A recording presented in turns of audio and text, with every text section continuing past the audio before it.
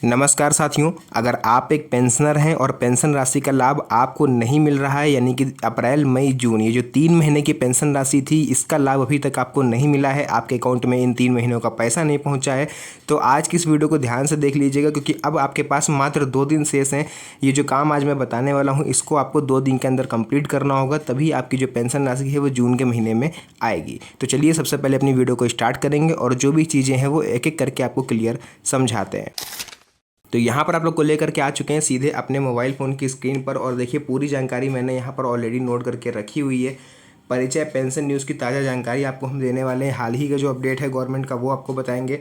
अब देखिए, भारत का आकाश यानी ये जो चैनल है जिस पर आप इस वीडियो को देख रहे हो, ये मेरे चैनल का नेम है। इस चैनल पर पेंशन से जुड़ी एक अहम अपडेट आप सभी के लिए लेकर के हम आए हैं।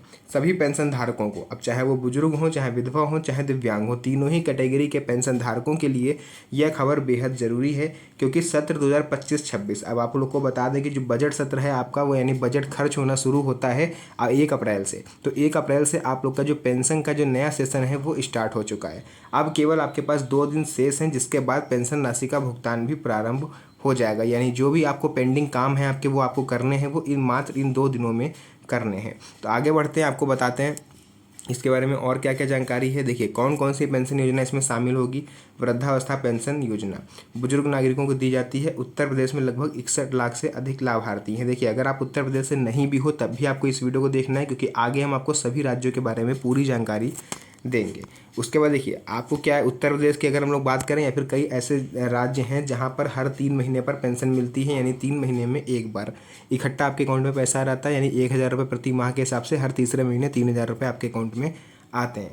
विधवा पेंशन की बात करें तो ऐसी महिलाएं जिनके पति नहीं है उन्हें यह पेंशन मिलती है। तलाकशुदा महिलाएं भी इसमें शामिल होती हैं, यानी अगर किसी महिला का तलाक हो गया है तो उसको भी ये पेंशन मिलती है। उत्तर प्रदेश में करीब 35 लाख महिलाएं जो है वो लाभार्थी हैं। अभी केवल उत्तर प्रदेश की हम आपको संख्या बता रहे हैं, आगे आपको सभी राज्यों के बारे में क्लियर जानकारी हम देंगे। दिव्यांग पेंशन की बात कर लेते हैं हम लोग, तो शारीरिक रूप से अक्षम यानी दिव्यांग नागरिकों को ये सुविधा दी जाती है। कुष्ठ रोगी भी इसमें शामिल होते हैं। उत्तर प्रदेश में 10 लाख से ज़्यादा दिव्यांग पेंशन धारक हैं। अब आपको हम बताते हैं पेंशन की जो प्रक्रिया है उसकी शुरुआत क्या है और उसकी तिथियों के बारे में आपको हम जानकारी देंगे।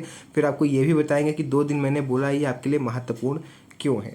देखिए, नया सत्र जो है वो आप लोग का 2025-26 का वो कब से शुरू हो रहा है, 1 अप्रैल से। मैंने अभी आपको बताया 1 अप्रैल 2025 से आपका नया पेंशन का जो सीज़न है वो स्टार्ट हो जाएगा। इसके आधार पर अप्रैल मई जून की पेंशन राशि जल्द ही खातों में भी ट्रांसफ़र हो जाएगी। यानी जो पेंशन का सेशन है वो 1 अप्रैल से स्टार्ट हो चुका है।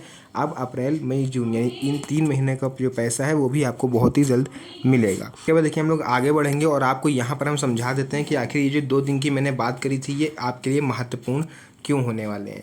देखिए, 31 मई 2025 को भौतिक सत्यापन की अंतिम तिथि है। यानी जो 31 मई आने वाली है हाल ही में, इस पे आप लोग का लास्ट डेट है, आपको भौतिक सत्यापन कराना है। लेकिन जो भी आपको करना है वो 30 तारीख से पहले करना है, क्योंकि 31 और 30 2 दिन जो साइड होती हैं वो बिजी रहती हैं, तो इसलिए लास्ट डेट तो आप तो बिल्कुल भी नहीं रखनी है। ठीक है, तो आपको जो काम है मात्र 2 दिन के अंदर करा लेना चाहिए। इसके बाद जून के पहले सप्ताह यानी 1 से 10 जून के बीच में पेंशन राशि आपके अकाउंट में ट्रांसफ़र होना शुरू हो जाएगी। तो ये पूरी जानकारी थी। आगे अभी और पढ़ते हैं, बहुत सी जानकारी अभी शेष है। देखिए, राज्यवार पेंशन भुगतान की स्थिति के बारे में आपको हम बता दें। अगर राजस्थान की बात करें, हरियाणा, MP, बिहार, तो इन चारों राज्यों में पेंशन राशि का भुगतान शुरू हो चुका है। हर महीने पेंशन राशि जो है यहाँ पर ट्रांसफ़र भी करी जाती है। साथ ही साथ बात कर लेते हैं हम लोग दिल्ली की, तो ये दिल्ली में अभी पेंशन राशि ट्रांसफ़र नहीं हुई है। भौतिक सत्यापन और जांच की प्रक्रियाएं अभी चल रही हैं। बहुत से लोगों का कमेंट आ रहा था, दिल्ली के लोग थे कि मेरी पेंशन नहीं आई 1 महीने से 2 महीने से। तो वहाँ पर देखिए, अभी अभी नई सरकार बनी है हाल ही में, तो वहाँ पर अभी सत्यापन की प्रक्रिया, जाँच प्रक्रिया, हर स्तर पर वेरिफिकेशन हो रहा है, तो इस सब में टाइम लग रहा है। उसके बाद कर लेते हैं उत्तर प्रदेश की, तो 75 जिलों में पेंशन की प्रक्रिया यहाँ भी चल रही है। तिमाही यानी क्वार्टर के हिसाब से पेंशन जो है वो आपको ट्रांसफ़र होती है। तो जितने भी लोग उत्तर प्रदेश से मेरी इस वीडियो को देख रहे हैं, सबसे पहले तो अपना कमेंट सेक्शन में राज्य बताइएगा, अपना नाम बताइएगा, और आप लोग को जानकारी हम ये देना चाहेंगे कि आपकी जो पेंशन राशि है वो जून के महीने में आएगी। यानी 1 जून से 15 जून के बीच में आपकी जो पेंशन राशि है 3 महीने की वो आपके अकाउंट में आ जाएगी। तो आप सभी को परेशान होने की ज़रूरत नहीं है। देखिए, यहाँ पर लिखा भी हुआ है कि अप्रैल मई जून की पेंशन पेंशन राशि जून के पहले सप्ताह में आपकी आ जाएगी। उसके बाद बात कर लेते हैं हम लोग उत्तराखंड और यूपी साइड की। तो अधिकतर मामलों में 3 महीने में एक बार पेंशन राशि ट्रांसफ़र होती है। कुछ लाभार्थियों को हर महीने भी पेंशन मिलती है। तो देखिए यूपी का तो नहीं पता, बट उत्तराखंड में ऐसा सिस्टम है कि इन लोगों ने अभी तक अपना पेंशन देने का कोई नया तरीका नहीं खोजा है। ये लोग क्या करते हैं, ये डिपेंड है अपने सर्वर पर। ये लोग कभी कभी देखिए 3 महीने में किसी को मिलता है पैसा, किसी को प्रति माह मिल जाता है। तो जो 3 महीने में पैसा मिलता है वो अधिकतर समस्याएं ओल्ड पेंशनर्स को होती हैं, यानी जो 3-4 साल 5 साल से ज़्यादा हो गए उनको पेंशन राशि का लाभ लेते हुए, तो अक्सर उनकी पेंशन राशि लटक जाती है, यानी 3 महीने हो जाते हैं, कभी कभी 4 महीने हो जाते हैं, उनकी पेंशन नहीं आती है। बट जो न्यू पेंशनर्स हैं उनको प्रति माह पेंशन राशि का भुगतान किया जाता है। साथ ही साथ हम लोग बात करेंगे आखिर भौतिक सत्यापन क्यों जरूरी है और गवर्नमेंट क्यों इस पर इतना ज़्यादा जोर दे रही है। देखिए सभी लाभार्थियों को भौतिक सत्यापन यानी कि फिजिकल वेरिफिकेशन कराना जरूरी है। इसमें आधार कार्ड, बैंक खाता, एनपीसीएल मैपिंग, डीबीटी यानी डायरेक्ट बेनिफिट ट्रांसफ़र आदि की जांच होती है। एनपीसीएल मैपिंग क्या है, अगर जिन लोगों को नहीं पता है तो मैंने अपनी पिछली वीडियोस में बताया था, जो मेरे पुराने व्यूवर्स हैं उनको पता होगा, बट यहाँ पर मैं आपको बता देता हूँ। एनपीसीएल मैपिंग एक ऐसा प्लेटफॉर्म होता है जिसके थ्रू आप अपने बैंक अकाउंट को डीबीटी से लिंक करते हो। ठीक है, तो एनपीसीएल मैपिंग ये आपका काम नहीं है, ये बैंक वालों का काम है। आपको केवल अगर डीबीटी ऑन नहीं है तो आपको डीबीटी ऑन करवानी है जाकर के, इतना काम आपका होगा। अब देखिए यहाँ पर जिनका सत्यापन अगर नहीं हुआ होगा तो उनकी पेंशन राशि भी रुक सकती है। ये बड़ा अपडेट है सभी के लिए, तो इसीलिए मैंने स्टार्टिंग बोला था कि 2 दिन शेष हैं आपके पास, आप 2 दिन के अंदर इसको करवा लो। अब देखिए सत्यापन की जो अंतिम तिथि है वो 31 मई 2025 रखी गई है। हालांकि कहीं कहीं पर 28 मई को भी ये इंड हो रहा है। ठीक है, तो ये अब आप अपने ज़िले में पता कर सकते हो, अपने राज्य में पता कर सकते हो, या फिर आपको अगर नहीं पता है तो आप कमेंट सेक्शन में बताइएगा, उसका रिप्लाई मैं आपको दे दूंगा कि आप भौतिक सत्यापन कब तक करवा सकते हो। बात करते हैं पेंशन राशि कितनी मिलेगी और कब मिलेगी, क्या कुछ पेंशन राशि बढ़ी है या फिर उतनी ही मिलेगी। तो देखिए हर महीने 1000 रुपये राज्य के हिसाब से राशि आपकी मिलती है, राज्य के हिसाब से बदल सकती है। जैसे कि उत्तराखंड की बात करें तो वहाँ पर 1500 के आसपास मिलता है, झारखंड में 2500 मिलता है। ठीक है, और ये आप लोग राजस्थान में देखोगे तो 1250 के आसपास मिलता है। तो वो हर राज्य पर डिपेंड करता है। 3 महीने की राशि एक साथ ट्रांसफ़र भी हो जाती है आप सभी को। उसके बाद विधवा निराश्रित महिला पेंशनर्स अगर हैं तो हर महीने या तिमाही में राशि ट्रांसफ़र होती है। उत्तर प्रदेश में 35 लाख से अधिक महिलाएं लाभार्थी हैं। दिव्यांग पेंशन का भी यही रहता है, 10 लाख से अधिक लाभार्थी है। अब बात करते हैं कि पेंशन का स्टेटस चेक कैसे करना है कि आपकी पेंशन राशि गवर्नमेंट की तरफ से भेज दी गई है या फिर नहीं भेजी गई है। तो सबसे पहले आपको PFMS पोर्टल पर चले जाना है, यानी गूगल पर सर्च करोगे PFMS पोर्टल, सबसे पहले आपके सामने जो वेबसाइट आएगी उस पर आप लोग क्लिक करोगे। उसके बाद आपको ये वाला ऑप्शन उसमें ढूंढना है, यानी एनी अदर एक्सटर्नल सिस्टम। इस पर आप लोग जैसे ही क्लिक करोगे अपनी एप्लीकेशन ID जो है आपकी पेंशन की वो आप डालोगे, कैप्चा कोड दिया होगा, डाल के वेरीफाई करोगे। तो उसके बाद आपको सर्च करना है कि यहाँ से आप अपने पेंशन पेमेंट का स्टेटस देख सकते हो। मैंने आपको बताया जैसे आप कैप्चा डाल के वेरीफाई करोगे आपके सामने जो स्टेटस है वो शो होने लगेगा आपकी पेंशन राशि का, कि आपके अकाउंट में पेंशन कब तक आएगी। जरूरी दिशा निर्देश और सावधानियां भी आपको हम बता देते हैं जो गवर्नमेंट के द्वारा हर एक पेंशनर्स के लिए जारी करी जाती हैं।